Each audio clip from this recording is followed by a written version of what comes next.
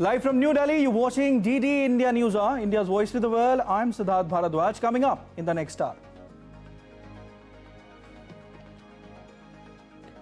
Prime Minister Narendra Modi holds roundtable with CEOs of AI and deep tech startups at Seva Teeth. Meets heads of state from various countries at Hyderabad House. Discusses issues of bilateral and global interest.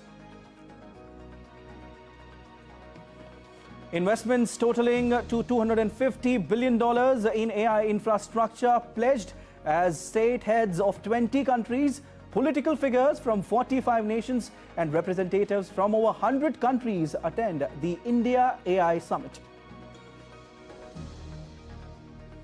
India joins Pax Silica at India AI Impact Summit 2026, deepens strategic technology cooperation with United States.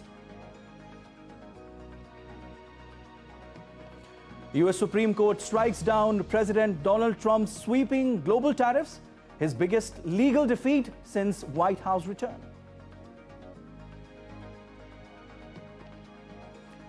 US President Trump warns Iran to strike a nuclear deal in 10 days or face bad things. Iran says US doesn't seek zero enrichment. UK Monarchy grapples to deal with Andrew's stunning arrest as police search property of ex-prince for second day.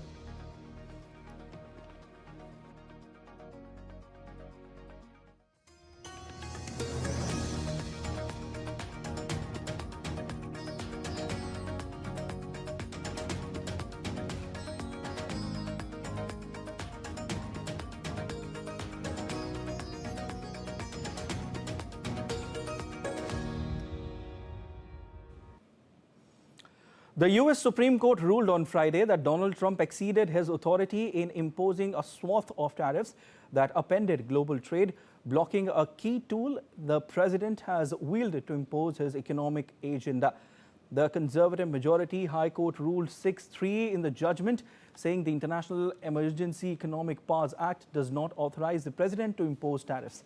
The verdict is seen as the most significant setback for the second Trump administration at the conservative Supreme Court so far. Last year, the court had repeatedly ruled in Trump's favor in emergency cases involving immigration, the removal of heads of independent agencies, and major cuts to government spending.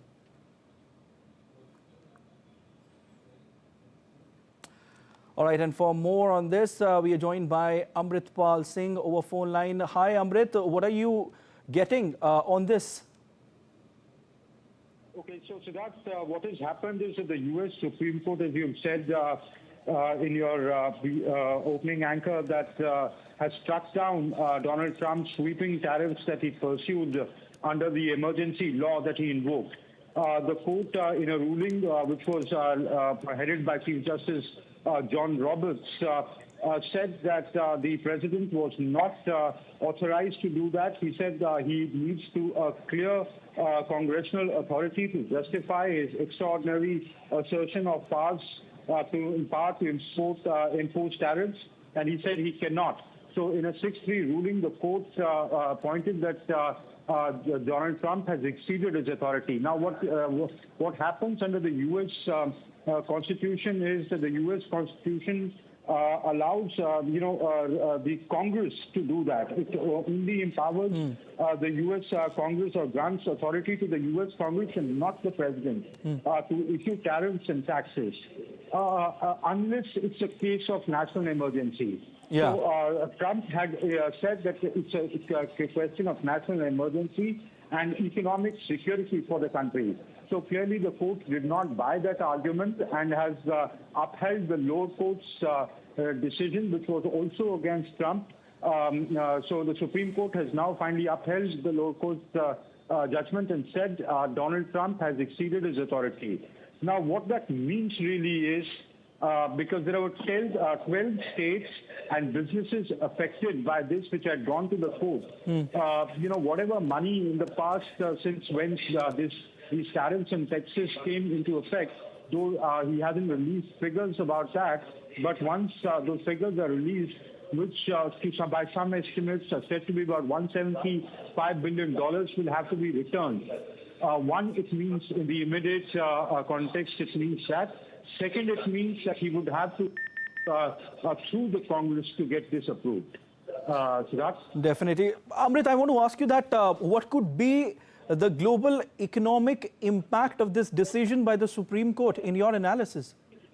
Right now, I think the Trump administration will have to put this on hold. Not that he would look at lowering tariffs or there will be a change in his tariff policy given what Trump is.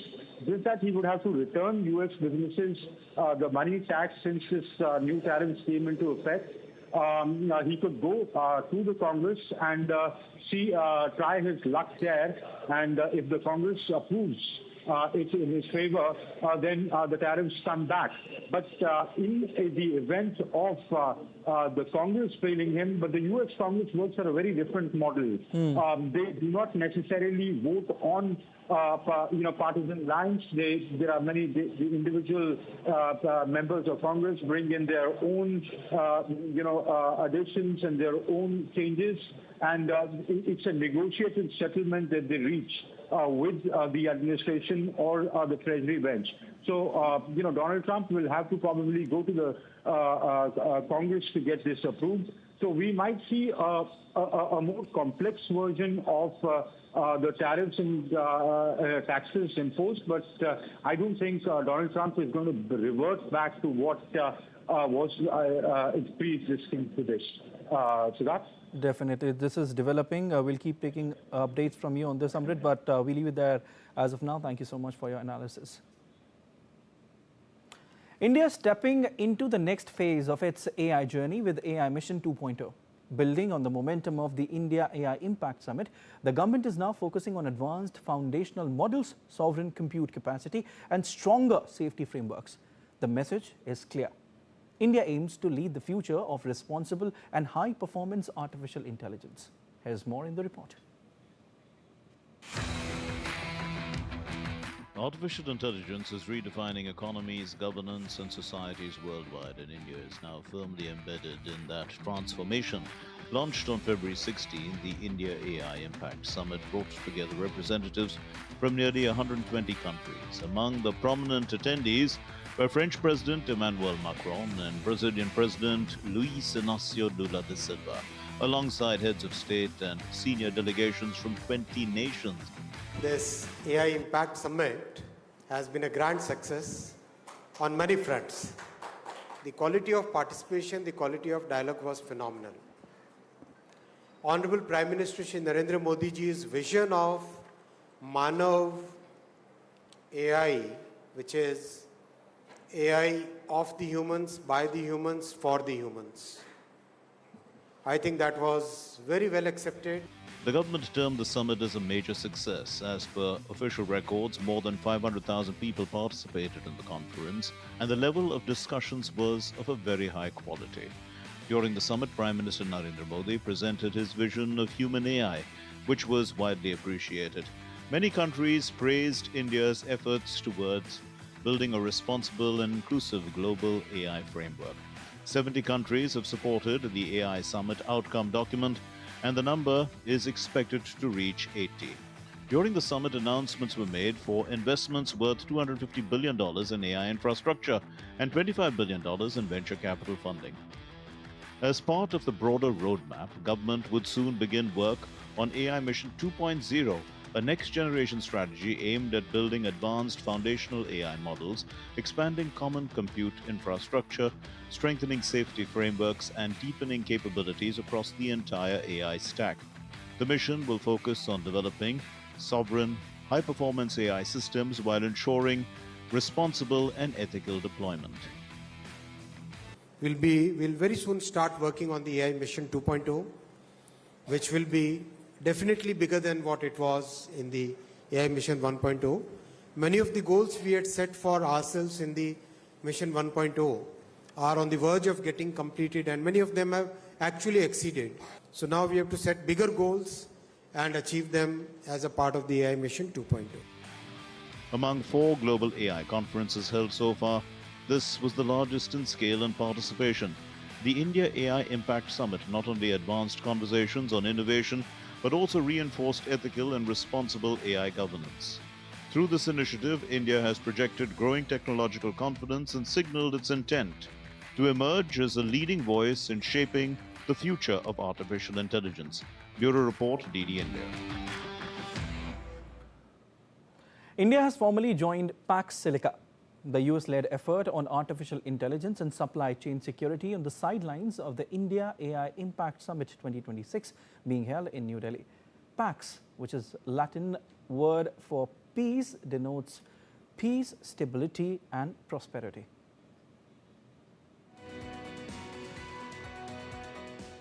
On the 5th day of India AI Impact Summit, India formally joined Pax Silica, the US-led alliance on artificial intelligence and supply chain security.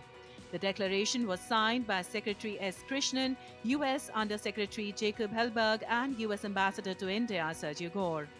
Hellberg hailed India joining Pax Silica, noting that it underscores the importance of economic security translating into national security. Our fundamental mission is not resistance, it's renewal. We are forging a supply chain that is the foundation for prosperity. We are building a new architecture that diffuses intelligence, placing the awesome power of AI into the palm of our people's hands and unleashing a wave of unprecedented possibility. Gore said that India's entry into Pax Silica is not just symbolic, it is strategic and essential. India's entry into Pax Silica isn't just symbolic, it's strategic, it's essential. India is a nation with deep talent, deep enough to rival challengers. India's engineering depth offers critical capabilities for this vital coalition. At the ceremony, Union Minister of Electronics and Information Technology, Ashwini Vaishnaw, said that India is not just holding a summit here, but building the future. India is a trusted country, and that's because our Prime Minister Shri Narendra Modi ji has conducted the foreign policy in a way where the trust and respect, the respect of a 5,000-year-old civilization, that gravitas that जो भारत की civilization का ठहराव है, वो ठहराव आज दुनिया मानती है, वो gravitas आज दुनिया मानती है, और इसीलिए भारत पे trust. Launched in December 2025, Pax Silica is US Department of State's flagship effort on AI and supply chain security, advancing new economic security consensus among allies and trusted partners. It applies to the foundations of modern AI and computing. The initiative aims to build a secure, resilient, innovation-driven technology ecosystem spanning critical minerals, energy, advanced manufacturing, semiconductors, AI infrastructure, and logistics. Its core objectives are to reduce coercive dependencies, to partner to secure global tech supply chains, to address AI supply chain opportunities and vulnerabilities, to exploring joint investment, and to protect sensitive technologies and build trusted digital infrastructure. Pax Silica signatories are India, Australia, Greece, Israel, Japan, Qatar, South Korea, Singapore, UAE, and UK. Pax Silica highlights technological revolution in AI is accelerating, increasingly reorganizing the world economy and reshaping global supply chains. Bureau Report, Digi India. Google CEO Sundar Pichai was also present at the signing ceremony and emphasized that the world is on the cusp of an era of hyper-progress and new discoveries through AI. He also highlighted the need for collective efforts to make AI benefits accessible to everyone and everywhere, highlighting the critical role of the US-India partnership.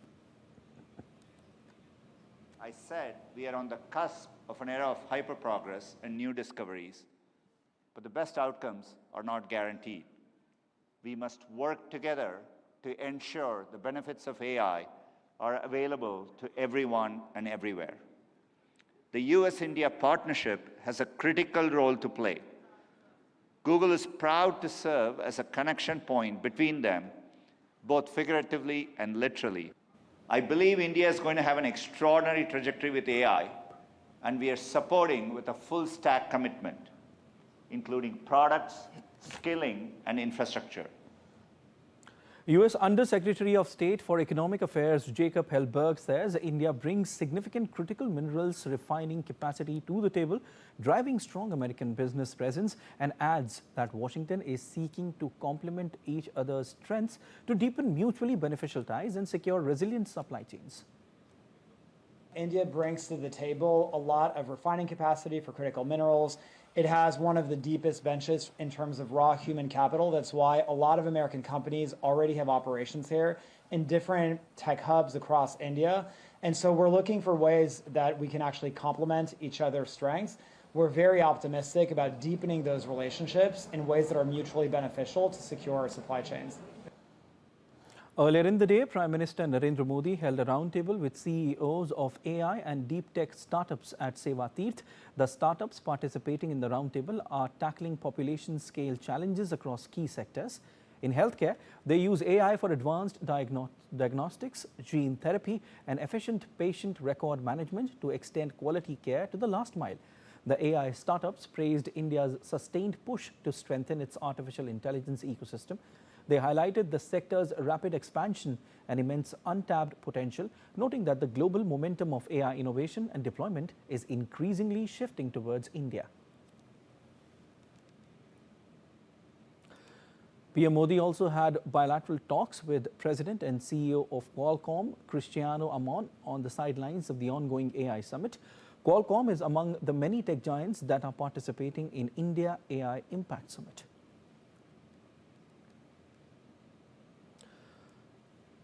Prime Minister Narendra Modi also held a bilateral meeting with the CEO of OpenAI, Sam Altman, in New Delhi. Apart from meeting CEOs, PM Modi also had a series of bilateral meetings with global leaders and state and government heads like Liechtenstein, Slovak Republic, Sri Lanka, Mauritius, as well as meeting the UN Secretary General. The next report tells us more.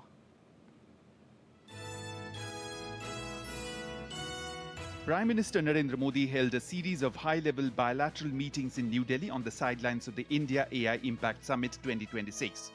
Engaging with global leaders and key partners, the Prime Minister discussed strengthening economic ties, advancing cooperation in artificial intelligence, and deepening strategic partnerships across sectors. PM Modi held a bilateral meeting with Prince Aloy of Liechtenstein in New Delhi on Friday on the sidelines of the India AI Impact Summit. In a social media post on X, PM mentioned about the strong potential of economic linkages between our nations, particularly after the India EFTA and cooperation in areas such as innovation, technology, skilling, R&D, among others. PM Modi also met Slovak Republic President Peter Pellegrini. PM Modi, in a social media post on X, termed the meeting as very productive and added that the recent India-EU FTA will create several opportunities to boost trade and investment between our nations. Other subjects discussed included cooperation in digital technology, startups, digital public infrastructure, defense, space, and more.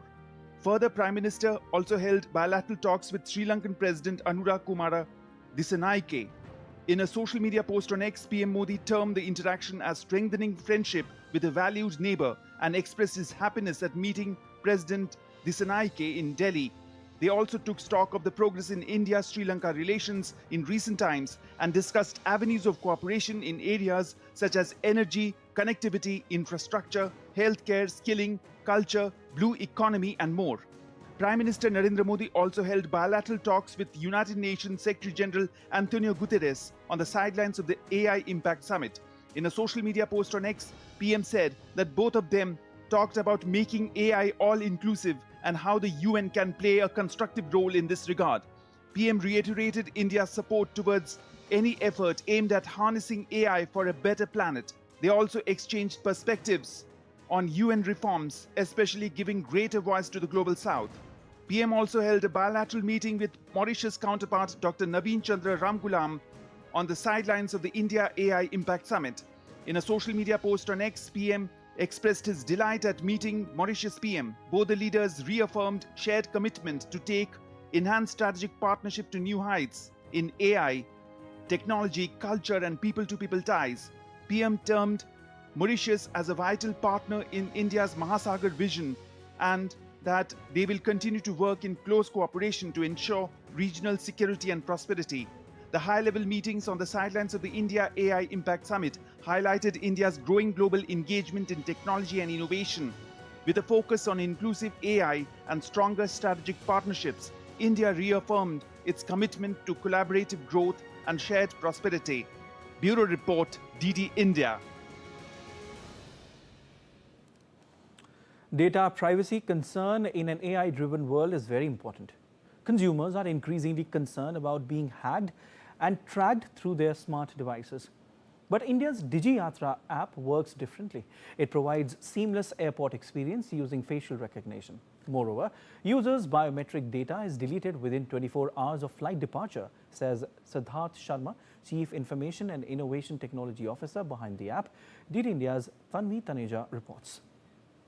Digi Yatra is an app that makes your travel easier. I'm sure you've all heard about it. I have with me here Chief Information and Innovation Officer behind the Digi Yatra app, Siddharth Sharma. Siddharth, thank you for speaking to us on DD India. Yes, first of all, tell me about your experience at the AI Impact Expo and the AI Impact Summit. Thank you so much. The experience has been great, and I think it's a very good initiative wherein all industry bodies come together. There are students, there are college students, and everyone who comes here and can experience what's happening in the AI space and the global lead India is taking in that. Yeah. And you are one of the brains behind Digi Yatra. Tell us how popular, in your view, Digi Yatra has been while we travel. Digi Yatra has changed the way Indians travel, not only in India, in a global scale itself. It has proven that digital identities and decentralized ecosystems can work. So since the beginning, we have around 20 million downloads of the app, and it has been used more than 80 million times across the 24 airports where it is enabled. You have also worked with Bhashini. Tell us more about Bhashini. It's an indigenous LLM model. How is it working? How popular has it been in translational models? So yes, we have been working with Bhashini to enable 22 languages in Digi Yatra app, right? So as of now, we have enabled 6 languages in the beta phase. Wherein users can convert the whole app into their language. So the 6 languages are live in the beta. We'll be more than happy if users can give the feedback as we roll out more languages in coming days and move it into production full scale. How real and how serious are the concerns of data privacy, both for, say, Digi Yatra or, say, wherever I'm putting in my data personal to me? Is it secure or are these concerns valid? I can vouch for Digi Yatra. So with Digi Yatra, yes, you need not be worried about, because Digi Yatra is built on a decentralized model wherein your data stays only on your phone till, with the consent, you share it with the airport for your travel, and it is purged from the airport also within 24 hours of the flight departure. We are a zero storage, zero database organization. There is no storage. So when it comes to Digi Yatra, it's a consent-based ecosystem. So you should not be fearful of Digi Yatra.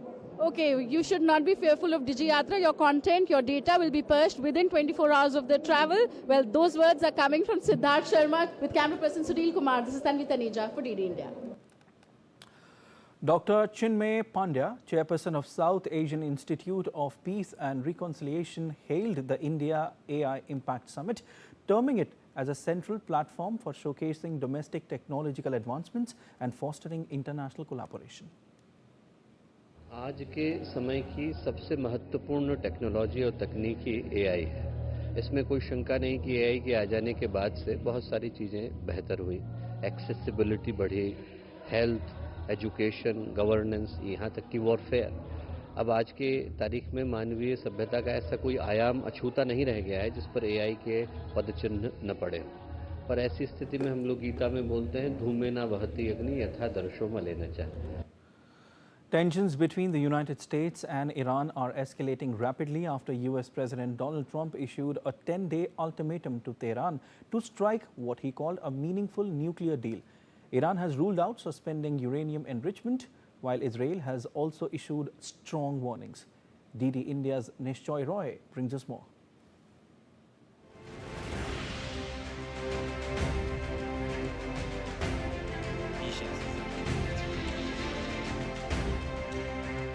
A high-stakes countdown has begun in West Asia, with Washington issuing fresh ultimatums to Tehran amid deadlines. Nuclear diplomacy is once again locked in a race against time.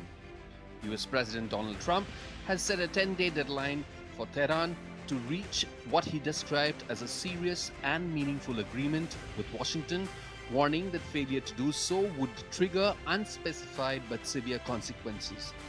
The warning follows a second round of Omani-mediated nuclear talks in Geneva. The US says it aims to stop Iran from developing a nuclear weapon, a charge Tehran denies.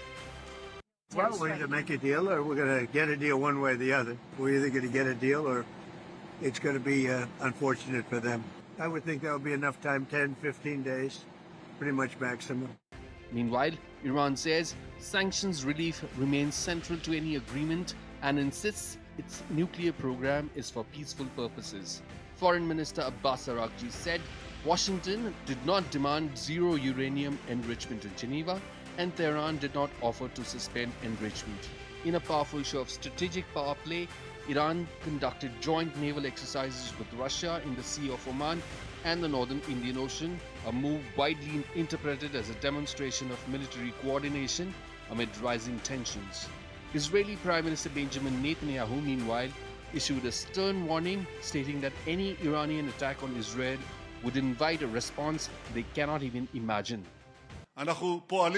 We are operating in close coordination with our great ally, the United States. I made clear to my friend President Trump the principles that, in Israel's view, should guide any negotiation with Iran.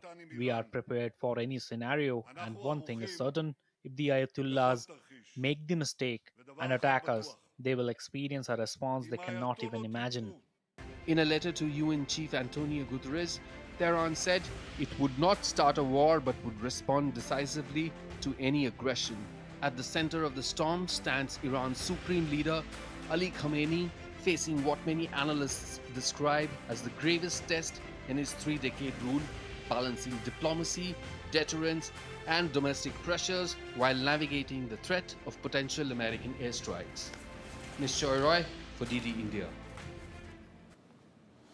Police on Friday continued searching the former home of ex-Prince Andrew for a second day after his arrest plunged the British monarchy into one of the biggest crises of its modern era. Andrew Mountbatten Windsor was released under investigation late Thursday after hours of questioning as police probe misconduct claims over his links to Jeffrey Epstein. During around 11 hours in custody, officers also raided his current residence on the private Sandringham estate. Authorities also carried out a raid at his previous home in Windsor, west of London. Meanwhile, Britain's King Charles issued a statement on Thursday expressing his deepest concern over the arrest of his younger brother, former Prince Andrew, adding that the law must take its course. Let's take a look at other stories making news around the world. Britain's public finances recorded a record monthly surplus of £30.4 billion in January. The surplus topped all forecasts due to strong income tax and capital gains tax revenue and lower debt interest payments. The United Nations World Food Programme said on Friday that its life-saving food and nutrition assistance in Somalia could grind to a halt by April due to lack of funding. Around 4.4 million people face crisis-level food insecurity, with nearly 1 million of them experiencing severe hunger due to the impact of failed rainy seasons, conflict, and declining humanitarian funding. In Italy's Florence, the iconic bell tower known as Giotto Campanile is set to undergo its first full restoration due to begin on March 9. The project is expected to last around 4 years and will cost nearly €7 million. Authorities say the restoration has become necessary to ensure safety following extensive deterioration of the exterior surfaces. And still to come on DD India NewsHour. As India signed Pax Silica deal, we'll discuss its significance and other aspects related to it.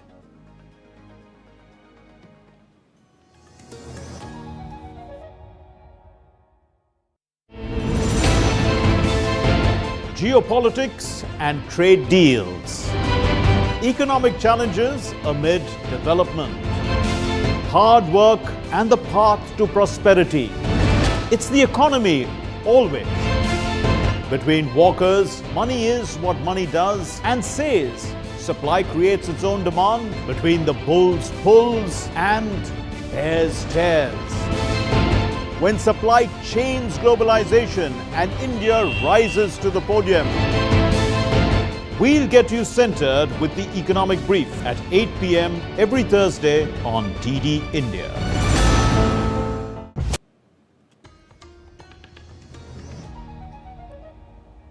You're watching DD India NewsHour. I'm Siddharth Bharadwaj, and a quick recap of the headlines.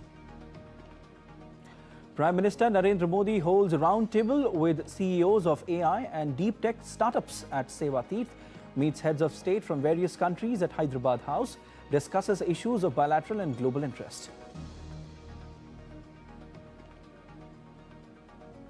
Investments totaling to $250 billion in AI infrastructure pledged as state heads of 20 countries, political figures from 45 nations and representatives from over 100 countries attend the India AI Summit. India joins Pax Silica at India AI Impact Summit 2026, deepens strategic technology cooperation with United States. US Supreme Court strikes down President Donald Trump's sweeping global tariffs, his biggest legal defeat since White House return.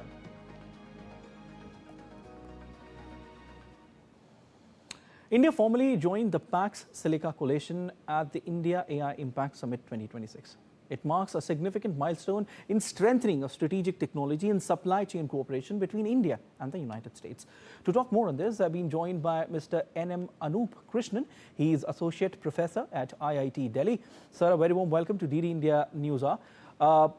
On the technology front, when you're talking about strengthening supply chains for critical minerals and artificial intelligence, reducing dependency, how significant is Pax Silica? So one of the major challenges when we want to advance in AI and developing large language models, etc., the key challenge is compute infrastructure. So the compute infrastructure, primarily when we talk about it, it's the GPUs that's powering. For example, NVIDIA has this GPUs that's powering this. This is the massive workhorse that's actually powering all the large language models, training and also inference, right? So and development of this silicon chips basically relies on the availability of rare earth minerals, etc. And this supply chain, and especially the concentration of these minerals in local regions, can cause supply chain bottlenecks. For instance, if it's the rare earths is primarily concentrated in one country, then the accessibility of other countries can actually create a challenge. And starting from these raw minerals, it can have a sweeping impact across the entire silicon supply chain. And that's where this entire Pax Silica comes into picture. And this is now joined by more than 70 countries. And this being India participating in this can have a severe, a lot of strategic benefits for the country. When you're talking about the strategic benefits for the country, could you elaborate a bit on that? So the key challenge here is basically the global flow of the critical minerals, right? Say, for example, rare earth semiconductor fabrication. So if you think of India, there have been a lot of effort in semiconductor manufacturing that the government has been pushing in the recent years. So if you think of AI, I mean, we should not just think of large language models. AI has to be thought holistically. Now, what are the components of this? One of the key component is semiconductor manufacturing. The other component is rare earth minerals and critical rare earth minerals. The third component is the energy. For example, clean water and energy. If you want to have this semiconductor infrastructure built, this is a key requirement. And which is the reason why, for instance, there's a lot of emphasis on green compute, carbon with reduced carbon footprint, etc. While thinking of this AI infrastructure. But beyond this, then we have this data centers that will be housing and then cooling systems of this data center. That's another extensive energy consuming part of it. And then finally comes the AI model.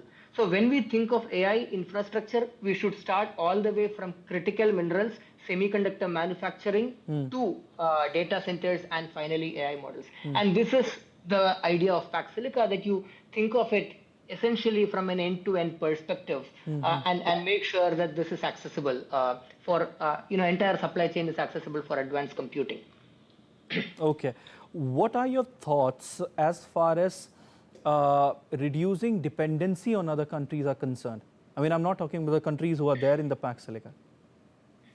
Right. So, I think I would try to think of it from a different perspective. For example, what is the value that India gets and what is the value that India brings in, right? First value that India brings in is the massive engineering talent that we have, which we have a very,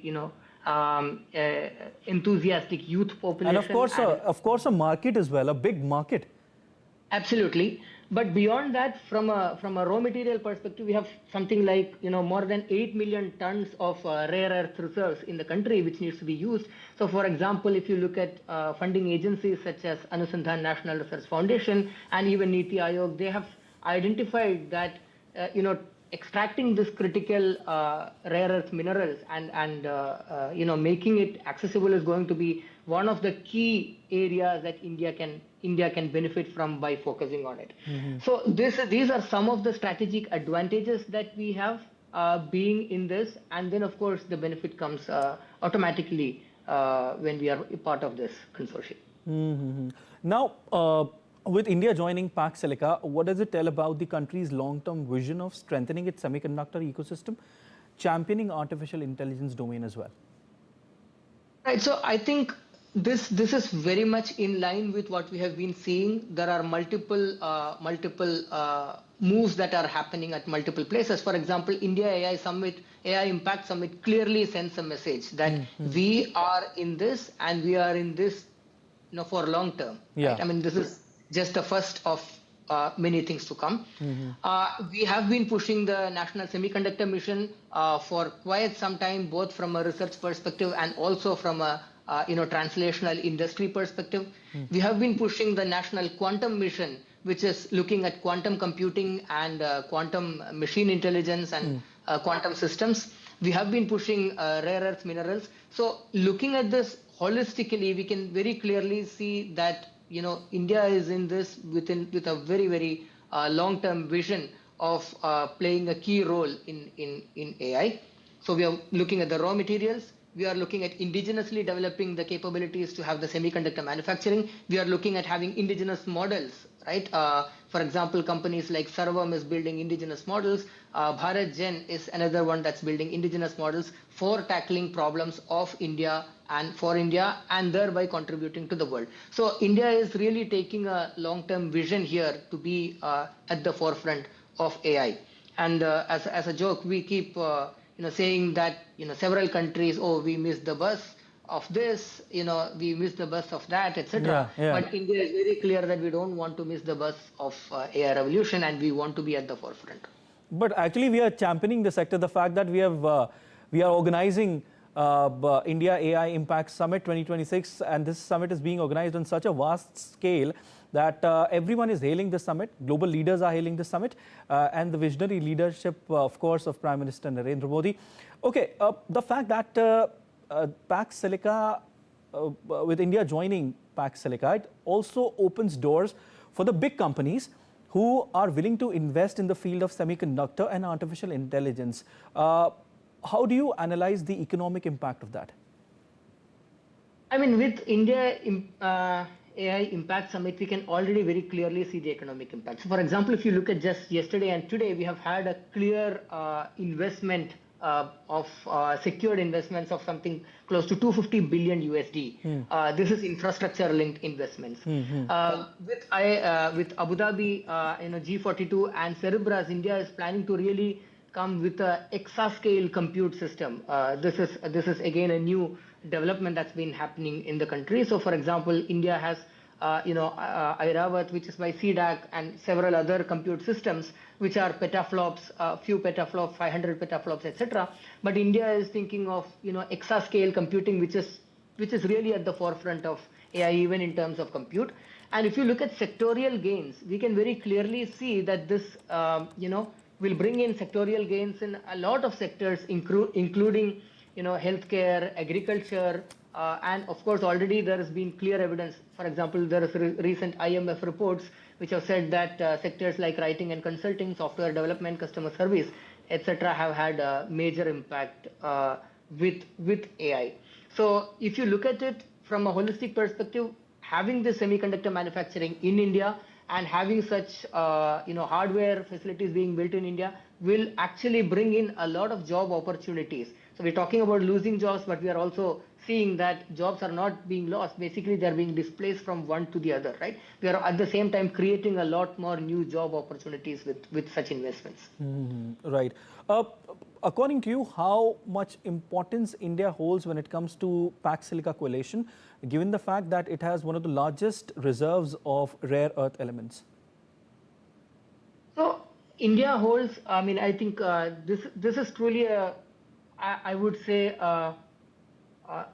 great progress as far as we have been looking at it, because, for example, this is also an India-US AI partnership opportunity. So we have been looking at education sector, for instance. We have a lot of youth. They are getting educated, and the number of youth that's getting educated and coming out, graduating, is really increasing in the country. So this is one of the key strengths that we have. This educated youth, they will be able to contribute towards really cutting edge areas. So that's one part of it. But the second part of it is that the reliance on specific countries, right? For example, there are countries like China which is having a lot of rare earth reserves, and these are some of the examples. So we can enable ourselves to be self-reliant and be building this hardware with the reserves that we have. So I think it's and as a stand India has always taken, which is being a leader of the global south. We have been not speaking just for ourselves, but we have often been always been speaking for the global south, if you think of the stance that we have taken. So I think this is going to be really a key aspect where a broader community just beyond India will benefit from such a participation. All right, we leave it there. Thank you so much for coming in on DD India News. Thank you once again.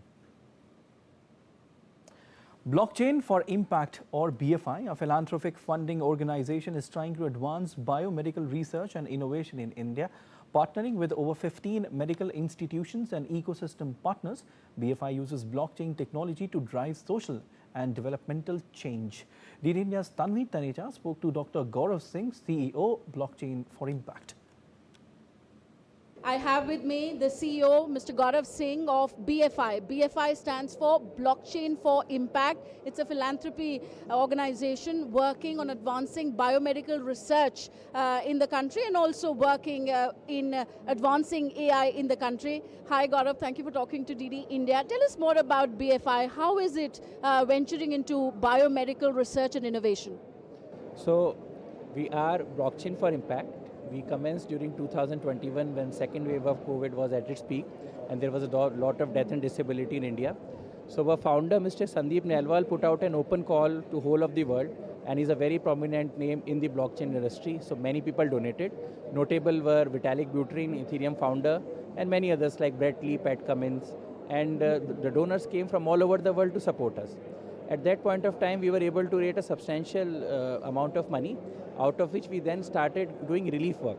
In relief work, we were sending cylinders, oxygen concentrators, we were making makeshift hospitals, we were supplying ventilators to hospitals, and we also did a very big food ration and other drives that were helping people for emergency relief. Once COVID was over, our founder had a thought that how can we prevent such future occurrences? So the fund that was left with was then diverted to biomedical research and public health. So our vision was that if India has biomedical innovation capabilities, it can tackle the things like COVID in a much better way than it was done. Although we did our best, but we did need to improve, and we needed to come to the world's level when it comes to biomedical research. With that intent, we started funding research organizations like IITs, IST, CSIR institutes, BITS Pilani. In total, we are funding 11 research institutes for doing biomedical research projects in there.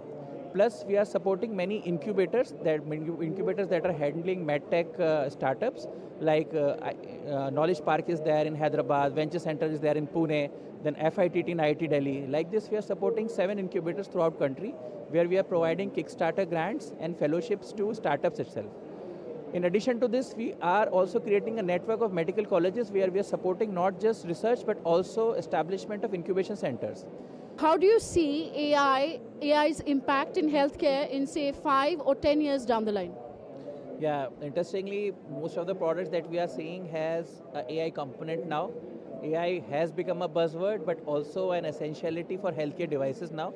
So here also on the stall, you will find many projects that are actually using AI to develop their healthcare related product. And in coming times, like we just had a panel discussion with private universities from across India. Everyone is looking for center of excellences for AI. Everyone is trying to build an AI hub. Government is supporting in a big way. So what I personally feel is that in coming years, AI is going to be the main thing, the main deep tech around which every healthcare startup will build its own ecosystem. Okay, Gaurav, we wish you all the best for BFI to raise new heights in biomedical research and innovation. Thank you for speaking to DD. Thank you, ma'am. Let's take a look at other stories making news. The Delhi Metro Rail Corporation will begin train operations at 3:30 a.m. on Sunday, February 22nd, to assist people participating in the New Delhi Marathon 2026. 3 major lines, yellow, blue and violet, will see an early start. The New Delhi Marathon is an annual running event with a full marathon distance, also termed as the National Championship. The government has proposed to discontinue cash payments at all national highway free toll plazas across the country from 1st of April 2026. The move is aimed at creating a fully digital tolling ecosystem and strengthening operational efficiency. And still to come on DD NewsHour. India assumes chairmanship of the Indian Ocean Naval Symposium for the period 2025-27. Argentina's lower house of Congress approves labor reform bill amid nationwide strike.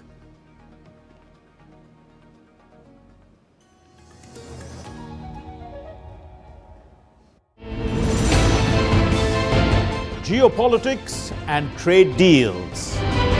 Economic challenges amid development. Hard work and the path to prosperity. It's the economy always. Between walkers, money is what money does and says. Supply creates its own demand. Between the bulls pulls and bears tears. When supply chains globalization and India rises to the podium. We'll get you centered with the economic brief at 8 p.m. every Thursday on DD India.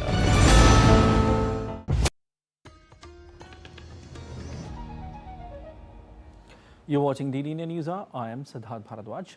US Ambassador to India, Sergio Gore, says the formal signing of the trade deal will take place soon, praising India as one of the world's largest economies and expressing satisfaction that the interim agreement has been finalized. He also said that US Secretary of State Marco Rubio will be traveling to India soon. Signing will happen very soon. In fact, even this week, we have both teams are talking to each other and actively getting to a place where both will be able to sign. Look, the reality is there's tens of thousands of points. We're not dealing with a small country. This is one of the biggest economies. And so we're thrilled that the interim deal is done. You have the few tweaking points that are left to do. We'll be traveling to India very soon, in a matter of months. And so that'll be part of the Quad along with many other initiatives. India officially assumed chairmanship of the Indian Ocean Naval Symposium from Thailand on Friday for the period 2025-27. This marks a significant milestone for the Indian Navy and India's strategic role in the Indian Ocean region. The ION's mandate is crucial for India following the International Fleet Review and Exercise Milan. 25 countries in the Indian Ocean are members of this forum. Addressing the gathering, the Chief of Indian Navy underlined that every nation has qual status in the forum irrespective of the size. The challenges are growing and we need to face them all together. अगले 2 साल के लिए ये chairmanship हमारे पास फिर से 16 साल के बाद आई है और हमने अपना रोड मैप ऑलरेडी तैयार कर लिया है कि किस तरह से ये जो ऑर्गेनाइजेशन है इसका किस तरह से बाखूबी से यूटिलाइज किया जाए, जिससे कि इंडियन ओशन रीजन में मैरीटाइम सिक्योरिटी, मैरीटाइम चैलेंजेस, उनको अच्छे से एड्रेस किया जाए, अकेले नहीं, सबके साथ मिलकर, पार्टनर नेशन के साथ मिलकर। Argentina's lower house of Congress early on Friday approved a contentious labor reform bill backed by President Javier Milei, even after unions opposing the changes staged a nationwide strike that brought parts of the country to a halt. The bill, passed last week by the Senate, was approved with 135 votes in favor and 115 against. After going through some modifications, it will go back to the Senate for a final vote before it can become law. The government argues that the bill approved last week by the Senate would encourage investment and boost formal employment by reducing severance costs and limiting the right to strike in essential services. But labor unions strongly oppose the bill, calling it anti-worker. Argentina's largest labor federation, CGT, launched a 24-hour nationwide stoppage involving transport workers, public sector staff and bank employees. The state airline Aerolíneas Argentinas joined the strike, while subway services and many bus lines in Buenos Aires were halted. Maritime workers also staged a 48-hour strike, disrupting cargo operations at the port of Rosario, one of the world's biggest agricultural export hubs.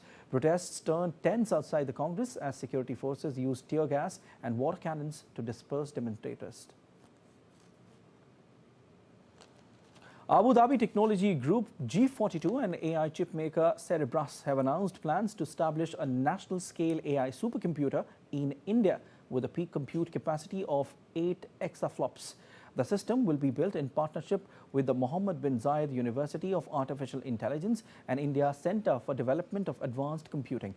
The announcement was made on the sidelines of the AI Impact Summit 2026 in New Delhi. The supercomputer will be hosted within India and operate under Indian governance frameworks, with all data remaining within national jurisdiction. Designed to meet sovereign security and compliance requirements, it will function as a foundational asset under the India AI mission. NASA successfully completed its second wet dress rehearsal for the Artemis II mission on Thursday at Kennedy Space Center in Florida, overcoming a prior liquid hydrogen leak that halted the initial February test and delayed launch opportunities this month. The critical fueling test loaded the Space Launch System rocket with over 700,000 gallons of cryogenic propellants under simulated launch conditions, reaching key milestones including replenish mode without exceeding safety limits. Teams ran the countdown to T33 seconds before pausing, confirming repairs to seals and ground equipment. The 10-day mission will orbit Earth before a lunar flyby and return. You're watching DD India News Hour. Time now for some sports news. And world number one, Carlos Alcaraz, came from behind to beat Karen Khachanov and book a spot in the semi-finals of the Qatar Open, but it was the end of the road for Jannik Sinner as he lost to Jakub Mensik in 3 sets. Alcaraz had to fight from a set down before beating 7-seed Karen Khachanov in their quarterfinal. The Spaniard rallied to claim a 6-7, 6-4, 6-3 win, playing his first tournament since completing his career Grand Slam at the Australian Open. Alcaraz will next face Andrei Rublev for a spot in the final in Doha. Meanwhile, world number 2 Sinner went down 7-6, 2-6, 6-3 to 6th seed Mensik as the Italians' comeback from Australian Open semi-final defeat came to an early end. Mensik will play Arthur Fils in the semi-finals, following the Frenchman's straight sets victory over Jiří Lečeka. The United States tasted revenge as they came from behind to beat defending champions Canada 2-1 to win gold in women's ice hockey at the Winter Olympics in Italy. Megan Keller netted the winner to dethrone their arch rivals in an instant classic, sealing a spine-tingling match. The US looked headed for more disappointment after losing to their foes 4 years ago, as they were kept off the scoreboard and trailing late in the third period. Just as the Canadians appear to be heading to victory, Hilary Knight pulled the USA level to send the final into overtime. Then Keller went around defender Claire Thompson and sipped the puck past the Canadian goalie to clinch a third Olympic gold for the US women. That's all for this edition of DD India News Hour, but let us know your thoughts on the news of the day. For those on the go, you can get all the latest news and updates from India and across the world on DD India mobile app. The app is available on both Android and iOS platforms, and you can scan the QR code on the screen to download now. We'll be back with more news as it breaks here on DD India. I'm Siddharth Bharadwaj from all of us here in Delhi. Thanks for watching DD India News Hour.